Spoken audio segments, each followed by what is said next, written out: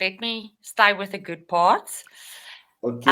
My name is Marilize Jacobs. I'm from South Africa. Okay. I'm an entrepreneur and I'm a mother of twins. So I don't know if that's a good part of the story or not because they're teenagers. No, Um, yeah. I'm a type A multitasking creative, which is, I think, something quite unique. Um, I studied BCom Marketing and then worked in the marketing communications PR realm for quite a few blue chip companies. Okay. And then after I had my children, I wanted more flexibility. I studied interior decorating, and that's where my entrepreneurial journey really started because it was that whole story of let's go to school, let's do university, let's get married, let's have the kids. And suddenly there was this whole new world that was actually opening for me. Today Africa Podcast is a podcast series where we interview African entrepreneurs and professionals and share the stories behind their businesses. In each interview, we ask how they got started, how they grew, and how they run their business today. The stories are inspiring and also provide specific advice and insight into starting a business. By sharing these stories, we want to help others get started.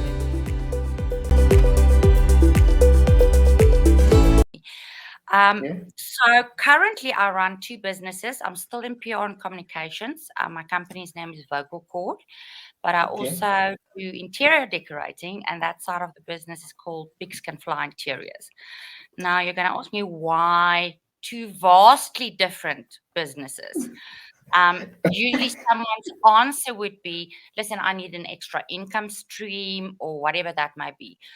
For me, I'm a very curious person, and I think that's a very big trait of an entrepreneur is being curious. Yeah. Um, you must want to read. You must want to uh, have thought leaders you follow. You must admire certain people and follow them and want to be like them. So my thing was now I'm doing interiors. That's mainly left brain. Then Okay. there's strategic communications, reputation management, which is mainly left brain. So now suddenly I'm Okay. having a whole brain experience where I'm not just working, I'm also learning a lot about myself in the process through psychology. You know what I mean? So it's a whole Yes. brain process. As I said, I need to be busy. I'm curious. And suddenly, by doing two things at one time, I almost felt like I felt more fulfilled, if that made sense. Because the amazing thing is, people always say to me, then they challenge me, and then they say, no, but you can't be directly in the middle of your brain. It doesn't work like that. You're left or right. The brain is a wonderful thing. You can train your brain. Autism can be cured. And I even bought something to show you. The Okay. brain that changes itself. This book is amazing. Our brain is like a piece of putty. So you can learn certain skills within the left and right brain. So Okay. for me, that is why I actually have two careers in one, and I need to explain where it all came together, if that makes sense. What inspired the creation of your businesses and what problems were you aiming to solve in the market? Right, suddenly I had kids. So everything in my life was suddenly finding solutions to make life easier. So might be changing a nappy or how to quickly warm a bottle because it's two of them, and the one that cries the hardest is the one that's getting attention. I started becoming very aware about gaps in the market for certain stuff. And I didn't want to get involved in baby stuff. I've got a great mentor also. His name is Mark Bowden. You can also follow him on LinkedIn. And he calls it you starting to get conscious about gaps in the market, and then where, and now I'm going to throw a little bit of lingo, which is sometimes a bit unfair for entrepreneurs, but where is their value proposition? Where can I add value that's not yet in the market? Now, for instance, interior decorating, has been around forever. There's nothing new about it. But there are huge misconceptions about it. Everyone thinks it's just fluffing pillows and I'm going to be hugely expensive and all of those things. But for me, trying to cost effectively make your house a happy place is very important for me. And I saw a gap there where I could listen to people, hear what they're saying, not just force my style onto them. There is actually something called the Happiness Institute. It's an international institute, and they've recently released research where it shows that 15% of your happiness comes from your home environment, Wow. what your house look, it counts to obviously to 100%. Now, to give you an idea of the spectrum, health counts for 14%. So it's even higher than health to make you happy. And that's what I want to Wow. do. I want to make people Okay. happy. And then the other problem I had was how I identified my value proposition. In obviously, I studied PR and marketing. Was hugely people think public relations is getting you into newspapers. Might be me having this interview with you. Um, it's media coverage. So that term, I wanted to show people what is reputation management. Reputation management is stakeholder management. It is your media relations. It's your awards programs. It's your speaking opportunities. It's your social media. Traditionally, in PR, social media was part of a graphic designer's job. You know what I mean? So why I started this was I wanted to find two niches within these two different markets that I knew. I wanted to address the happiness factor and the misconception about interior decorating being only for the rich and all that nonsense, and that there's meaning to the madness. It actually makes you happy when you're home. Happy, hello. We all, I, and then also the misperception about PR, and it's all about bubbles and Friday afternoons that you have off to go and drink drinks, and it's not like that at all.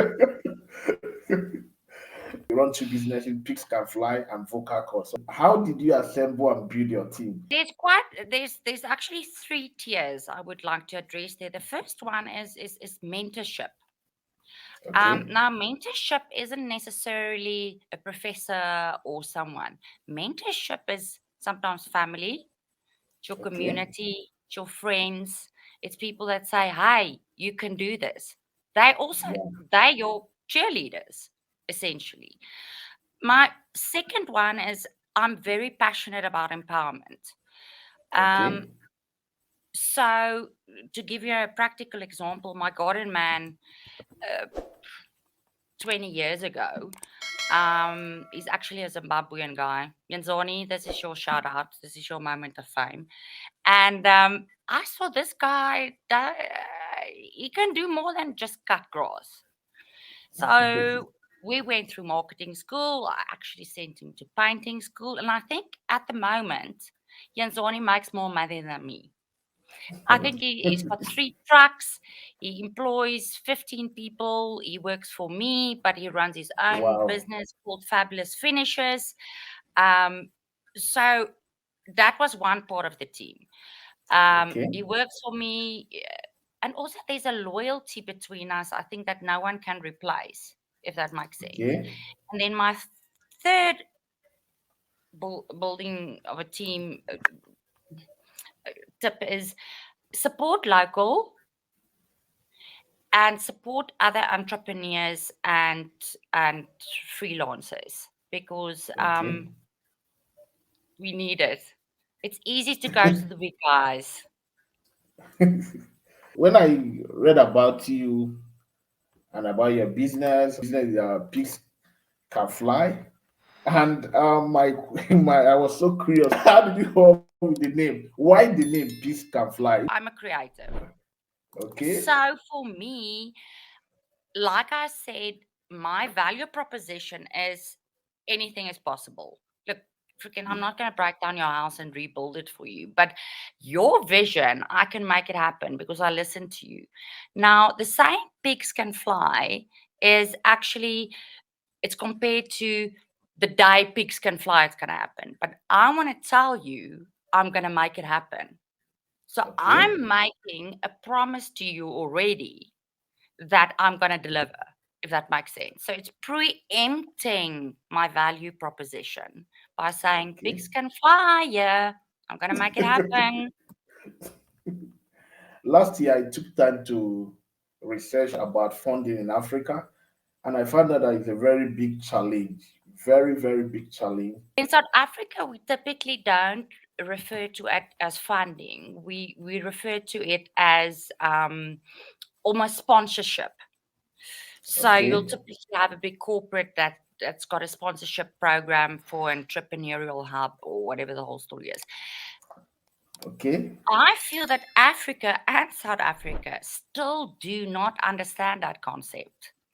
And I feel Okay. there is not enough support with regards to that. So, what I had to do, for instance, is change that whole concept for myself to not focus on the funding of the story, but actually looking at a human investment, if that makes sense. Okay. So I had to look at mentorship, which is not a monetary thing. And it's actually Okay. sad. It's good in a way, but I do feel that there's a huge gap in the market with regards to that. I think, um, look, entrepreneurship is the future. That's it. You can say what you Okay. want to say. I mean, with the birth rates going up and all of that, and I mean, everything economically just makes sense. Um, Okay. I train my kids to be entrepreneurs, and they're 13 years old. So I'm going to agree with you there. There is a gap, and I wish the corporates